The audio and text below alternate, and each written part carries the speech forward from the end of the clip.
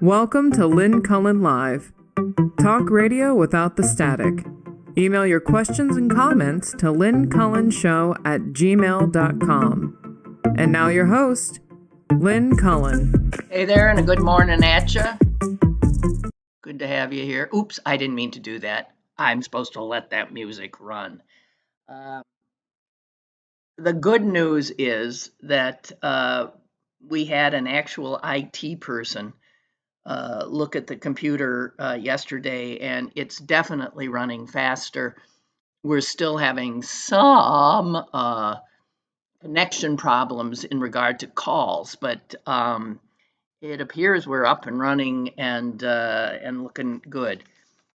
Bree wants me to remind you yet again that if you haven't subscribed to Lynn Cullen Live on YouTube, it's free. Please do it. In this day and age of numbers, algorithms, clicks, and such, it's, I guess, important. Me, personally, I don't have a clue. Also, it is helpful if on each show you say, I like it. That helps too. Good God.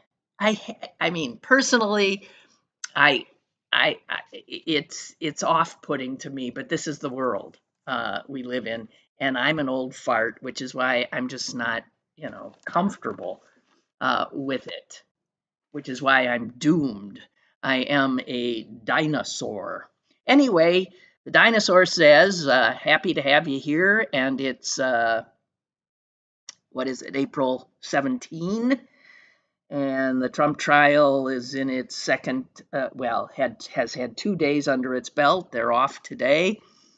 And amazingly, I mean, I'm just blown away that they've already seated 7 jurors. It's beyond belief to me. But they have. This thing is going to happen, is off, and it's running. And I do want to say, I had this thought last night. I just want to put it out there in case it turns out to be true. Then I can say, I told you. I told you.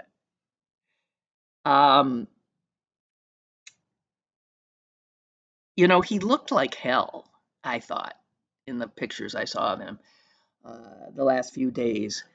And by all accounts, this is, I mean, he so wanted to avoid what is now happening. He finds himself essentially helpless, like any person would be. He is out of control. I don't mean in the way he's usually out of control. I mean, he has no control in that court. And for him, I suspect that is unbearable. Unbearable. The stress of that, the stress of the fact that there are, 3 or 4 other legal proceedings going on at the same time, each of which he's got to be, aware of. The fact that he's trying to, you'll forgive the term, lead one of the major parties of the country, that he's scrounging constantly for money, the fact that he's been outed as somebody who is not as rich as he said, had to go begging to pay the fines and the bonds that he has to pay.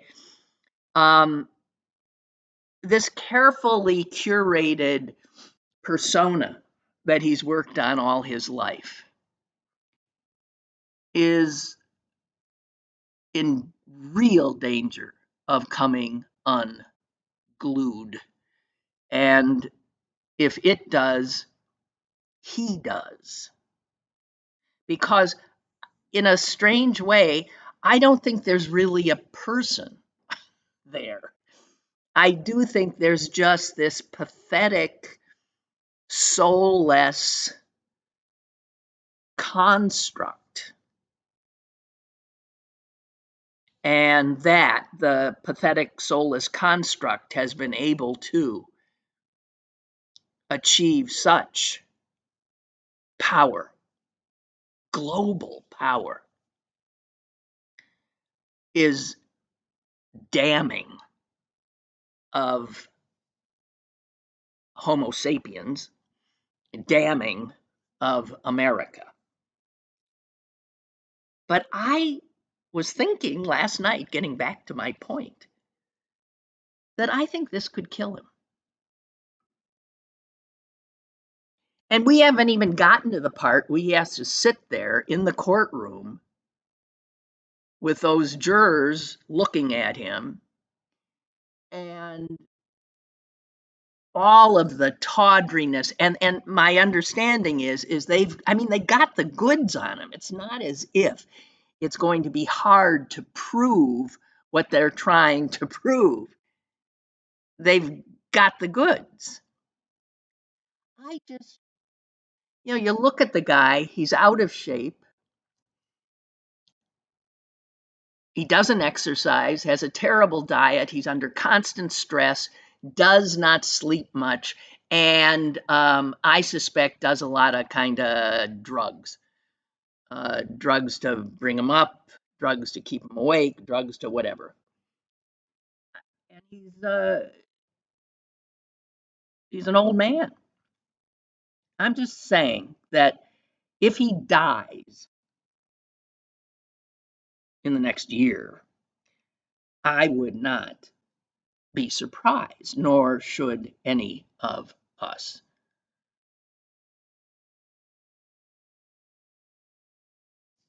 That's all I wanted to say. I mean, I have other things to say, but that I did want to get that out there because I suspect it's a possibility. Also, I want to note that one of the people in the courtroom, a reporter, I can't remember the name, the reporter said that in all of her career of doing, court reporting, she says, I have rarely, she was really struggling to come up with an instance. I have rarely, I'm going to try to find the exact quote. Here it is. I have rarely seen a defendant facing trial alone. No family there. Not even one family member. A man who has sons, daughters, a wife. I have rarely seen a defendant facing trial alone with no family in the court for him.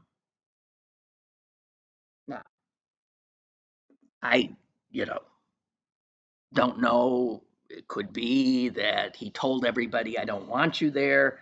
On the other hand, it does, I think it again draws us to the fact that this is not a normal human being, that he is this soulless cardboard figure, essentially.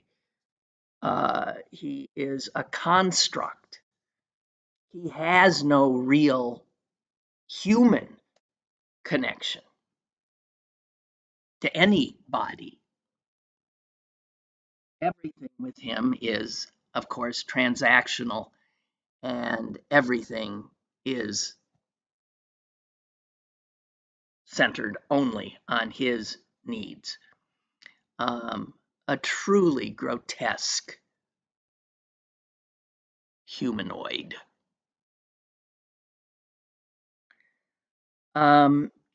Okay, I think that's the Trump. That's the Trump stuff.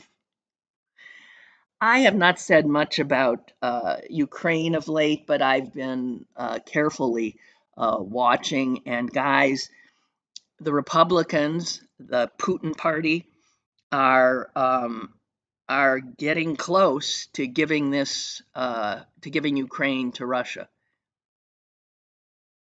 I saw a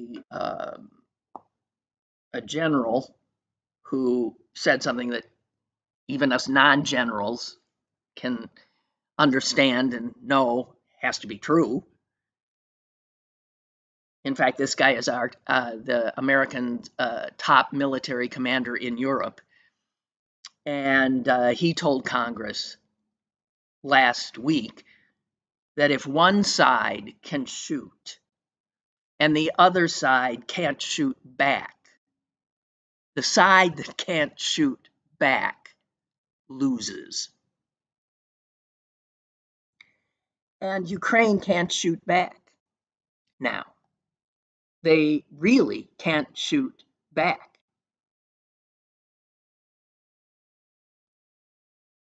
And Russia is going to town. It is taking more territory. It is advancing in eastern Ukraine. The Washington Post reporters who are on the ground say the Russians are seizing new territory. They're intensifying attacks. They've destroyed the largest power plant outside the capital city. And Ukraine's military chief says the situation has significantly worsened. President Zelensky is flat out pleading for help.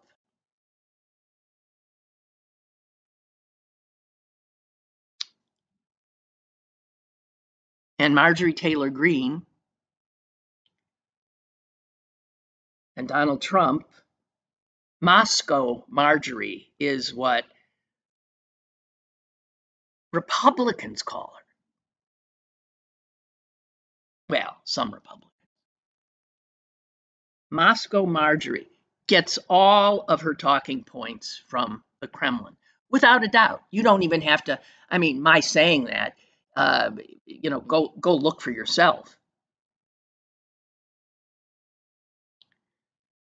So everything's going to plan here.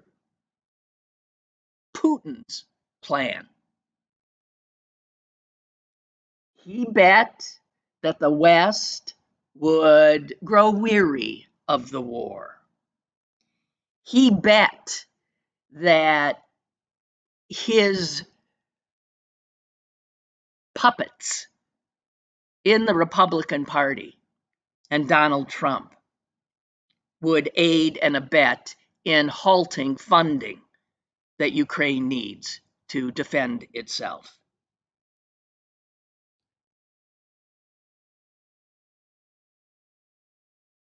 And here we are.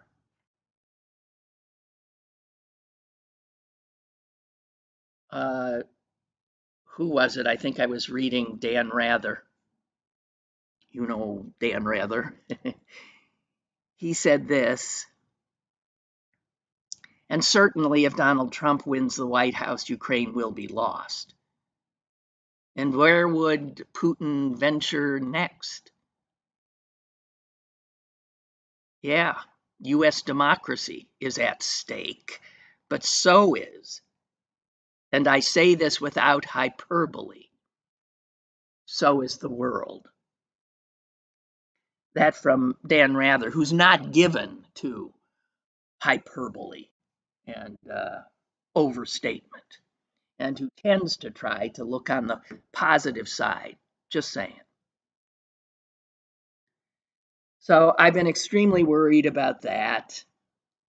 I saw that the Republican House is, they're busy, brought the impeachment of the Homeland Secretary over to the Senate. This is really important. It will, of course, fail there. They continue their performative stuff. They're now obviously threatening to take down their speaker, and because he's trying to get aid to Ukraine, And I want to say that, and also they're going to go back on vacation. They're never there. I mean, why be there if you're not doing anything? But they're about to leave again for a week or two. They're never there.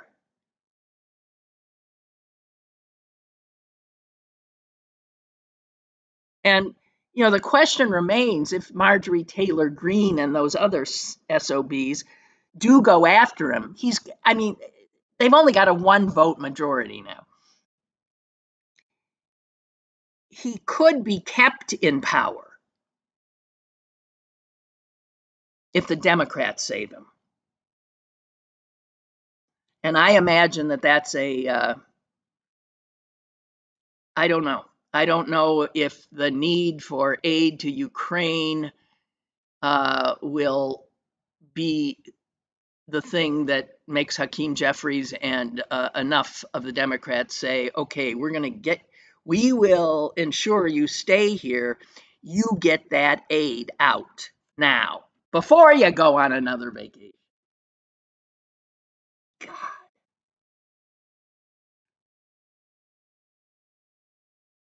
I don't know, guys. So I got a lot of stuff here. I just don't know where to start. Another thing I wanted to ask, and I didn't say anything about this, I noted that it was going to happen, that there were plans around the world in various cities to stop traffic, shut down cities by pro-Palestinian demonstrators on April 15, which was, of course, Monday. And that did happen in some cities in this country, including, I guess, the Golden Gate Bridge got shut down, San Francisco, other places where people were in the streets and refusing to let traffic flow. And here's what here's a question I've always had, whether the protesters doing it are protesters whose cause I believe in or not. How does that tactic win you support? Nobody who's trying to get to a doctor appointment or work or picking their kid up at school or, well, you name it, living their lives, how they going to feel about getting stuck like that, having their ability to move unimpeded, they ain't going to be happy, right? 99% of them are not going to be happy. So, I don't understand what the calculation is when groups engage in tactics like this. And the pro Palestinian crowd is engaging in a lot of very, very kind of aggressive and off putting tactics, interrupting every public event, it seems. At some point, all the other people at these events or on the road or wherever, how does that get them sympathetic to your side? I've never understood it. I'm just saying, I'm throwing that out there because it's always been confusing to me. And when it's a cause that I deeply care about, I've always been concerned if, in fact, that would happen, that tactic would be used, because I think it's counterproductive. But that's just me, and what do I know? I mean, that is civil disobedience. That is the currency of Mahatma Gandhi and Dr. King. So I'm not here to say I know more. I just don't get it. I understand that it draws attention, Well, it's why I used to ask. I mean, I'm getting worried because the Olympics are coming up in Paris, and I saw a headline today about security and how there's just an assumption that there's going to be trouble there. And I was thinking, given that Israel is now the global bad guy, that you don't suppose it could possibly be that Israeli athletes will be massacred again, like they were in Munich at the Olympics. And I bring this up now because it's the same thing I remember saying to myself. How the hell do these people who just did that massacre athletes at the Olympics think that that's going to benefit their cause? Well, look where we are now. It does work. It does work. I find that terrifying. Terrorism works. Killing innocent people works. Amazing.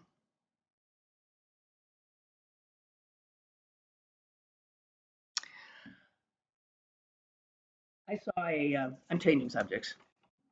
I saw an obit today. I was very sad to see a guy I knew, get the tense right here.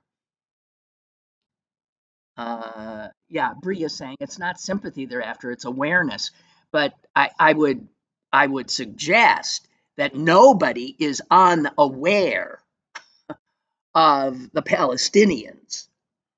It's not awareness that is necessary. Everybody is aware.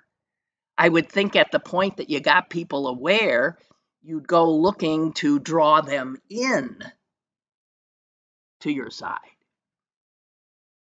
But that's just me. So the obituary was in the New York Times. I'm looking at a picture of him with Dan Rather. My God.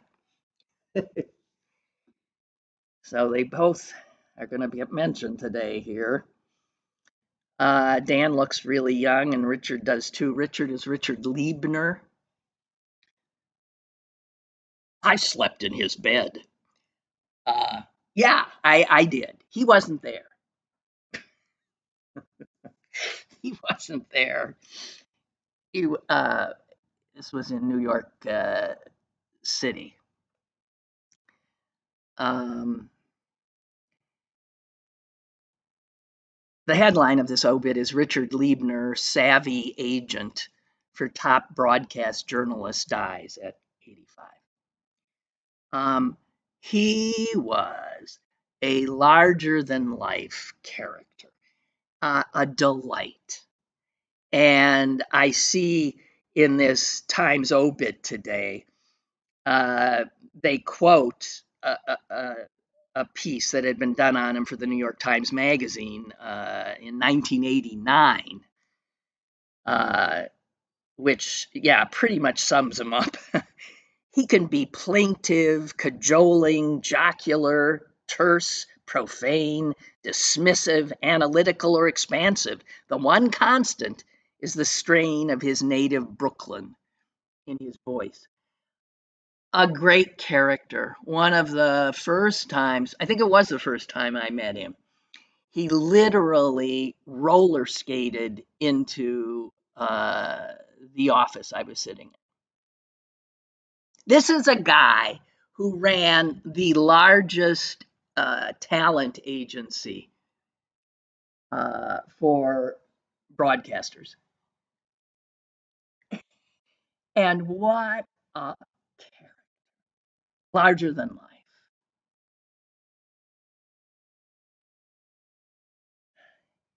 I mean, he's the one, he single-handedly, and this is what the obit makes clear, he single-handedly changed the news business by making clear to the networks that these talking heads, these anchor people and the reporters were valuable and should be remunerated as such.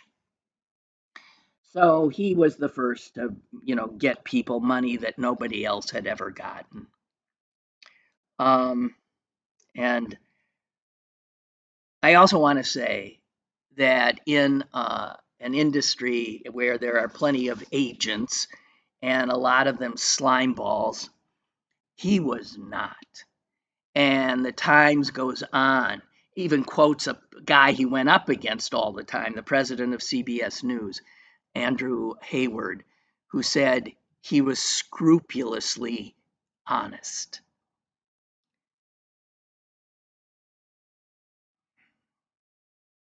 Richard Liebner, just a great character. I don't know what to say. I obviously got to know him because I was in television. And I had just come here to Pittsburgh in 1981, and I was being paid like minimum wage practically. And I heard through the grapevine that another reporter over there at Channel 4 who had zero talent was getting paid like 3 times as much as me. And I went berserk. And I said, how is that possible? And I was told she has a New York agent. I said, who? How do you get this New York agent who can get her that kind of money? A talentless person, a lovely person, but talentless. And I was given a name. It wasn't Richard Liebner, it was Carol Cooper. Carol Cooper and Richard Liebner were husband and wife.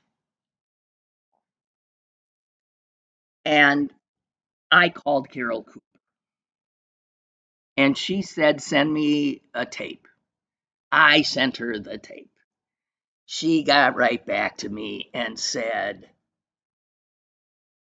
I will happily take care of you. And my career prospects changed overnight and immediately. It was mind blowing.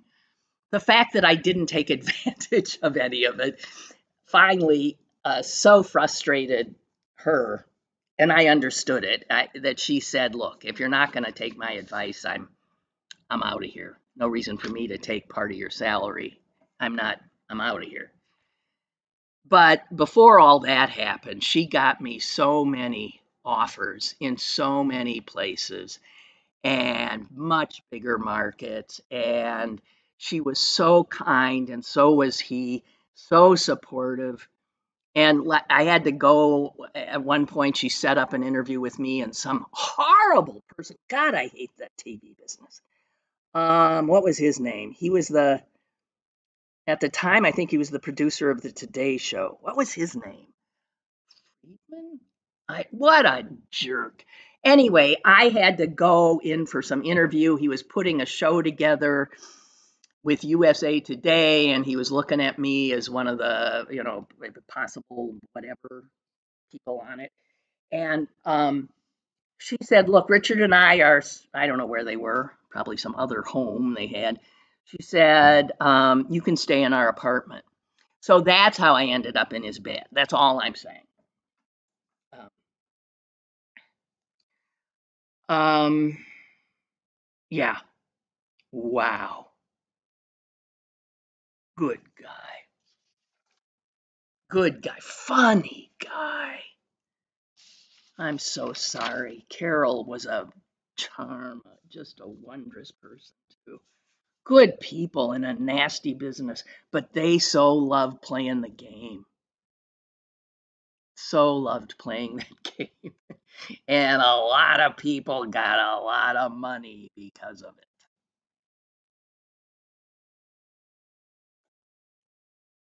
it. I mean, one more story. The obit mentions how right at the top how he did something with Dan Rather that at the time no one had ever tried to do. Um, this is after Walter Cronkite decided to hang it up. And there was like a war going on as to who would replace and this and that and blah, blah, blah. And somehow it mentions here that, Richard Liebner managed to sort of triangulate all the networks so that he had all of them bidding against each other, which just kept upping the amount of money they were willing to give. And that tactic played out in my life in 1984 when Carol Cooper got me job offers at WNBC, WBBM, all three. She did that play in Chicago. All three. What happened is WBBM in Chicago, the CBS affiliate, offered me a nice package, and she gets back to them. No, she doesn't get back to them. She calls the other two stations, NBC affiliate and was it WLS and I can't remember the number. I can't remember anything. As you know, I don't remember much of my life. It's things like this that set off memories. And she got the other two stations. Was it WMTV? Anyway, she got the other stations to look at me, and they start offering me jobs as well, trying to keep me away from each other. It was the most, you talk about feeling like you're hot shit. Boy, did I feel incredible. And so I got wined and dined, and finally I did go to Chicago for an interview at the CBS affiliate. And I get put up in some fancy schmancy suite. There were flowers all over the place that were welcoming. I go in. They were in that interview, and I'm blanking on his name too, but he ended up being a big shot at CBS. Why am I blanking? Eric Ober was the GM at the time. You can look him up. I hope he's not dead. What a character he was. He did most of the interview with me lying on his back on the floor. Now, I have to tell you that TV people, it's not like a regular business. It just isn't in any way. I guess in the way of, money, money, money. But there's a craziness, a casualness, a performative, fun seeking. At least there was then. I don't think that's true anymore. And I was really, drawn to it. There were things I didn't want to, there were negatives to me. I had a lot of family in Chicago. I didn't want, believe it or not, to be where there was a lot of family who would be like, wanting, oh, you got to come to dinner. You got to do this. You got to do that. And I thought, oh, geez, I don't want that. That was a negative. And then I asked a question. I said, where I am in Pittsburgh, they let me work with the best photographers and editors because I require that to do the stuff that you like so much that you want me. I can't just have a journeyman photographer and editor. I need artists. I need people who will work with me to do this stuff you think is so good. Blank stares come back. I was told that's impossible. This is a union shop. The way it works, I was in a union shop, but it wasn't that kind of a union shop. The way it works is you come in and you are the photographers are assigned as, in a certain way. I would have no say as to what photographer I got. And the thing why it was important to me is I worked off of the video. So I couldn't have somebody who wasn't interested in what my vision was. And ultimately, it was stuff like that that made me say, you know what? No, because I'd be doing the same thing there as I was doing here. And here I had more control. I could tell. I'd never have that level of control. And I said no. Which, as you can imagine, Richard Liebner and Carol Cooper were like, what the?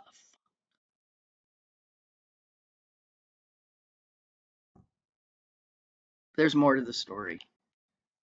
Another no, I said, that was the last straw. And I don't blame them. I'm just, I have always lacked the kind of ambition that I guess people who get to the real top of the top have. Um, I don't have that ambition. I want to do the work. And the higher you get, the more people are mucking in your business. The reason I love radio over TV is because radio is just me. And television, you are working with, oh, it's a committee and a construct. And I guess I just am a solitary soul. And I knew it would make me insane. So there it is. Richard Liebner. Damn. Somebody who just embodies life, love of life, roller skating in. I was so blown away. No, you'd think this guy isn't serious. Oh, but he was when he needed to be. Man. Okay, that's it. I'm sorry. I'm sorry. I went off on a thing because it's just memories. Memories. Okay, I came upon this in the Week magazine, and it. I mean, this is a part of it. The magazine. It's called Only in America, where they clearly troll around looking for the most outrageous kinds of stories. And because this country now is at a point of, having the front page essentially be one outrage after another, you really got to have something outrageous to get into this Only in America thing. But let me read you this one. As part of a mandatory course on structural racism, first-year medical students at UCLA were made to attend a lecture by a woman named Lisa Tiny Gray Garcia. She is a self-declared visionary. In her lecture, she demanded that her audience of medical students chant "Free Palestine" and kneel to Mama Earth. Lisa Tiny Gray Garcia also blasted modern medicine as white science and denounced the occupation of Turtle Island, which is how she refers to the United States. One medical student who was there said, "Man, it was crazy." Crazy? Who the hell thought this nutcase was the person to educate people on structural racism? This is put there because we know there's total crazies on the right? We see them all the time. They're crazy.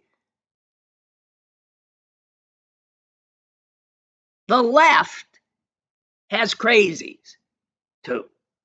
Here is one. But that a crazy like this could end up being the person to represent a very serious topic for medical students because structural racism kills Black people in our health care, I use the term loosely, system. And this, whoever hired her, should be out. This is the kind of lefty that makes people think, maybe the Republicans aren't so crazy. And then on the other side, being an equal opportunity, I take you again to the state of Tennessee and its legislature. My God, you cannot. They make Donald Trump and MAGA look like Rhodes Scholars. What the hell is happening in Tennessee?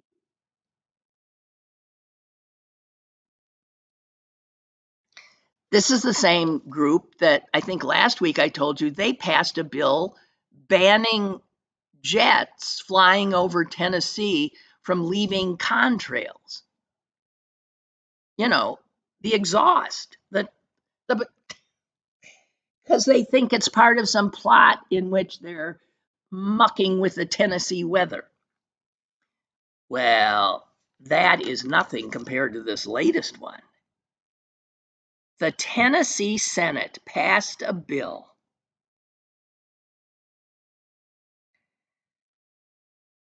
I can't even. Okay, it's about lettuce, like a salad. It's about lettuce. And there's actually, they say, something called vaccine lettuce. State Senator Frank Nicely, in speaking for the bill, which, as I say, passed, said scientists are secretly plotting to mass medicate the population like they do with fluoride in the water.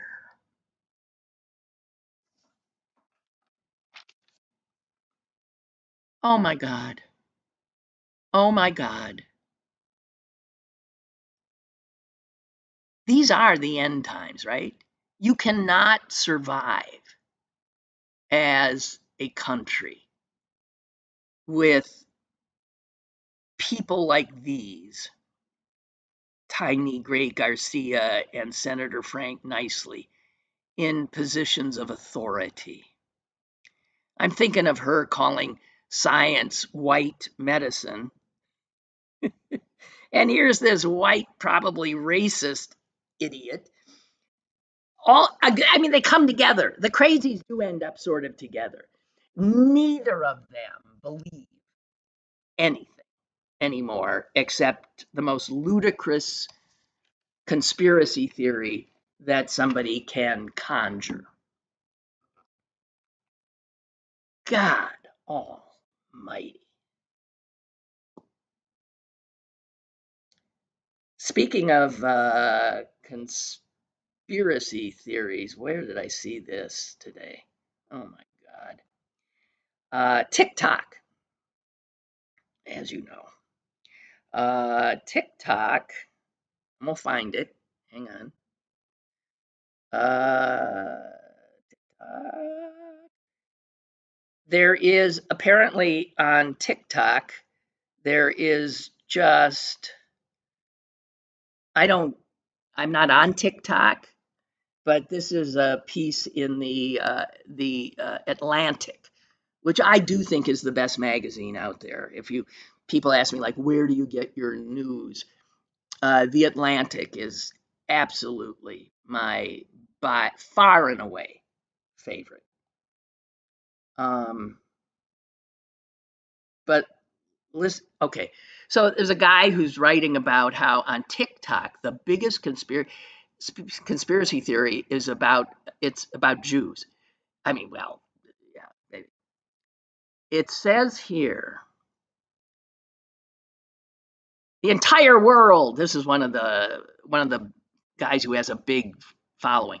The entire world knows exactly why the United States is trying to ban TikTok. It's the power of the Jewish people. They have created the options. You either ban or sell it to the Americans. It's in reality, it's neither, because they're going to be selling to Jews. Okay, this is a guy who has also posed a video that got 160,000 likes. See how likes are important? Blaming Israel for the assassination of John F. Kennedy.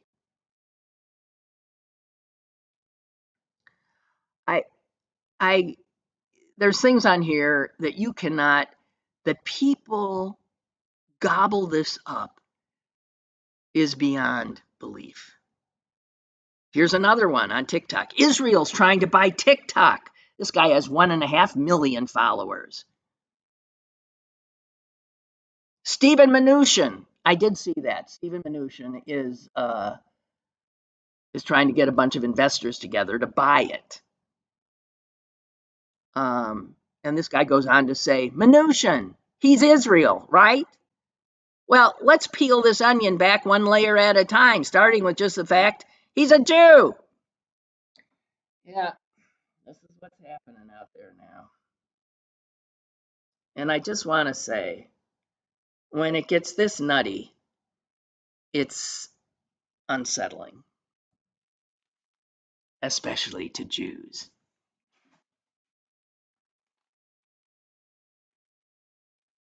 Oh, one of our own, Pittsburgher, guy named Jay Lynch. He shared with me a piece, actually a letter, that he got printed in the Los Angeles Times. Way to go. I'm looking for it, Jay. Here it is. I thought it was pretty funny. I share it with you because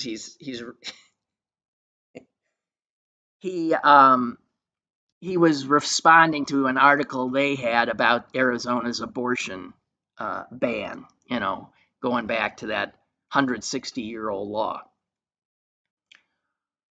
And Jay writes, regarding the abortion debate, I'd like to see personal choice foes follow their own logic. They say that abortion access is a matter of states' rights because the people of Texas or Arizona have different opinions than the people of California. However, it's also true that within Texas, the people of Austin feel differently than the people of another city. So, shouldn't then abortion laws be governed by cities, not states? And taking it further, some neighborhoods in Austin feel differently than others. So, shouldn't each neighborhood make its own abortion rules?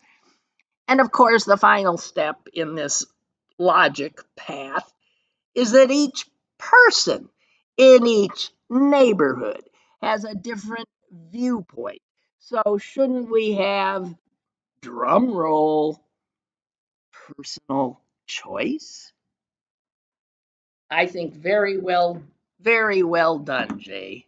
I'm appreciative of that, and I'm sure you got a lot of people laughing. Not so much the anti-abortion crowd, but a lot of people laughing. Oh dear. Okay, let me see. Just want to make sure I'm not losing any of you. Okay. Um, oh, here's something I do want to talk about because it's something that has always bothered me. When I first came here to Pittsburgh, I was actually embarrassed when I went to, like, let's say, a live concert. This is back in the day when, first of all, people sat in their seats, and it was old-fashioned times. You buy a ticket, you sit in your seat that you bought. But how and this was like for a play, or I know once I went to the orchestra, um, and a ballet. As soon as the curtain dropped, I cannot tell you how many people jumped out of those seats and went tearing up the aisles. This is before the curtain call, where you get to, say, wow, well done, guys, thank you. And I thought, my God, how rude that having been a person who's been on stage, I mean, you've just like worked your tail off. You've tried to entertain people, and then it's their time to show their appreciation, and what you look at are a bunch of backs of people running up the aisle. Now, we know what that's about. That's about getting ahead of the traffic, getting to the parking ramp before anybody else. But it's rude. And I had never seen anything like it. I had not. I thought, what the hell? But now something else. And I'm so glad John McWhorter wrote a piece the other day about it. And just so, right on the money of how I feel about it too. Uh, skip ahead to now. I suppose they're still going up the aisles, I'm not sure. But one of the things that now happens after any performance is a standing ovation, right? I remember the first time I was at an event, I can't remember what it was, I think it was a play, and at the end, a bunch of people in front of me stood up and started applauding, and I thought, I didn't think it was that great. But everybody, once a few people do it, you get embarrassed if you're sitting, because you think by sitting it looks like you didn't like it, when in fact you might have liked it, but not standing ovation liked it.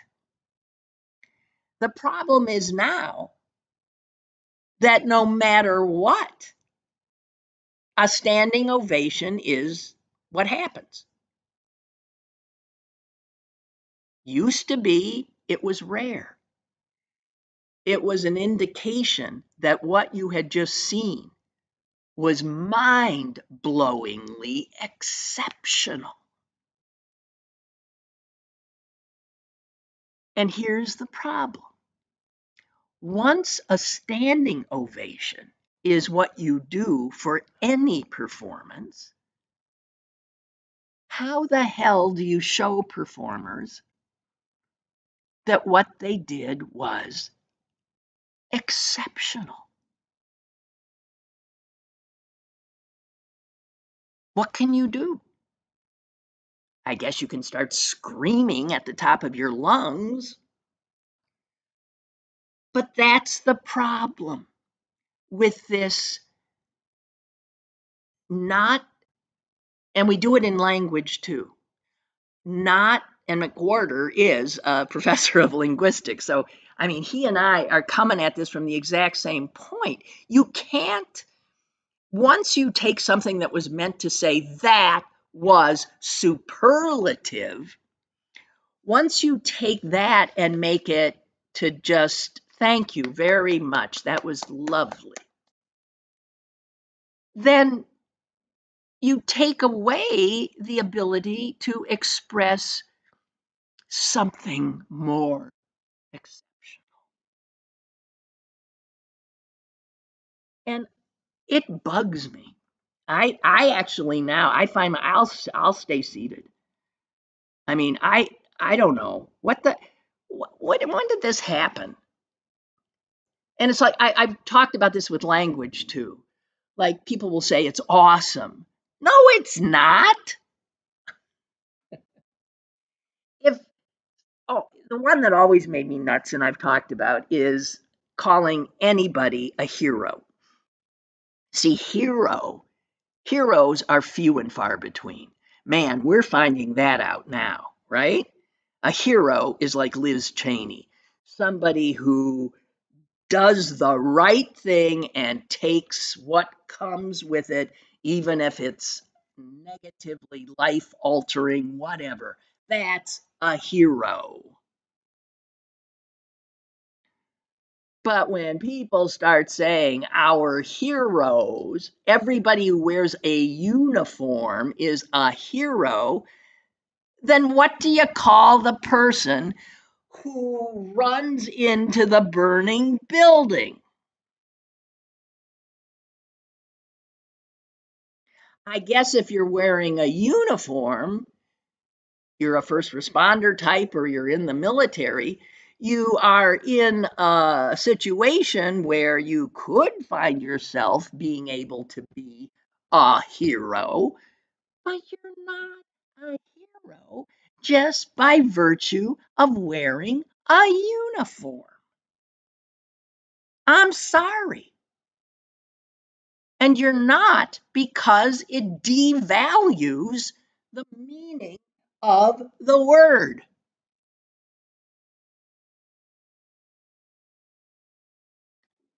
It makes me crazy. He goes into the fact that exclamation points now, and he's right about this. I hadn't realized this. You know, I'm writing a text to somebody, and let's say I'm saying, "Thank you so much for a lovely dinner tonight." And I find myself thinking, should I put an exclamation point? Because there's this sense that if you don't, you are not real, you're being like too, we keep upping the game. So that he says, let me see what he says about it. If one exclamation point now means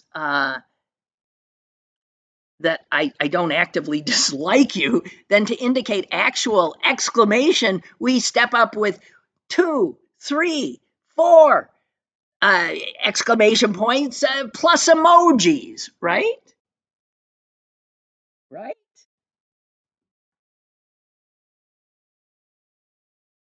My God.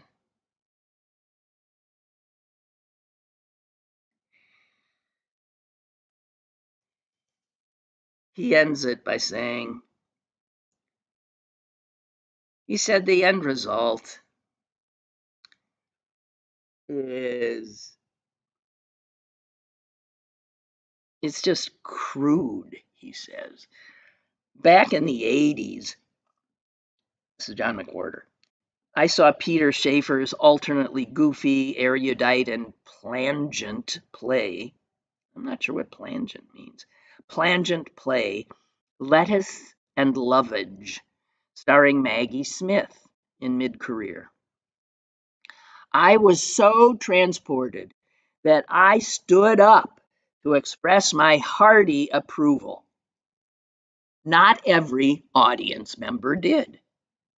I and the others who rose were feeling and saying something particular. Today, there would be no way to communicate that. Everybody else would be jumping up too, just because. And what is it, the tyranny of the mob kind of mentality? The having the fact that you're not standing up be misunderstood as that you didn't like it. It's sad. It's sad.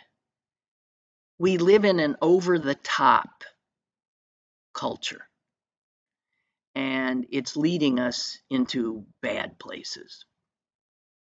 If everything has to be topped, we're heading into something none of us want to see.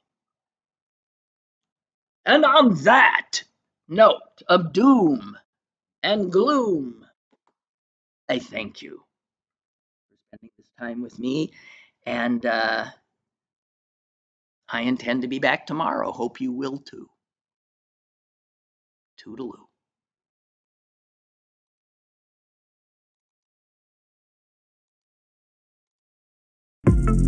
Lynn Cullen Live, Monday through Thursday from 10 a.m. to 11 a.m. and archived at pghcitypaper.com. The opinions expressed on Lynn Cullen Live are those of the host and do not necessarily reflect the viewpoints of Pittsburgh City Paper or its advertisers.